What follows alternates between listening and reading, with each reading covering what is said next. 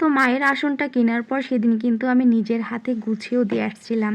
এই কাজগুলো করতে আমার এত ভালো লাগে কি বলবো।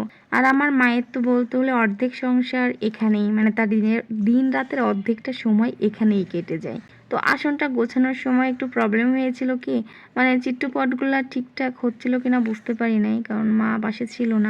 তবে একটা কাজ করেছি, সেটা হচ্ছে লক্ষ্মীর আসনটা একদম আলাদা করে ফেলেছি। এখানে একটা ছোট্ট আসন ছিল, তো সেখানে আর কি লক্ষ্মীর আসনটা রেখেছিলাম। তবে মায়ের এই কুচি না কি জানি বলে, এটা অনেক বেশি বড় হয়ে গিয়েছিল, এই জন্য একটা সাইড করেই রেখেছিলাম। তো এটা আমার কাছে না খুব ভালো লাগছিল, কারণ লক্ষ্মীর আসনটা একটু আলাদা করে রাখতে হয়। এতদিন পর আমার এবং মায়ের ইচ্ছাটা পূরণ হলো।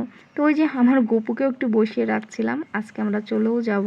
পরে দেখি হচ্ছে মা সাইডে যেগুলো ছিল, মানে টুকটাক গোছানো ছিল না, ওগুলা গোছালো। তো মায়ের গোছানোর কমপ্লিট হয়ে যাওয়ার পর মা হচ্ছে পুজোয় বসে গিয়েছিল, কারণ আমরা সকাল সকাল চলে আসবো। আমরা বলতে আমি আর গপু। তো গপুকে মা হচ্ছে আগেই প্রসাদ দিয়ে, দেখেন ওর একার মতো আর কি প্রসাদ দিল, কারণ ও খেয়েই চলে আসবে। তো আজকের মতো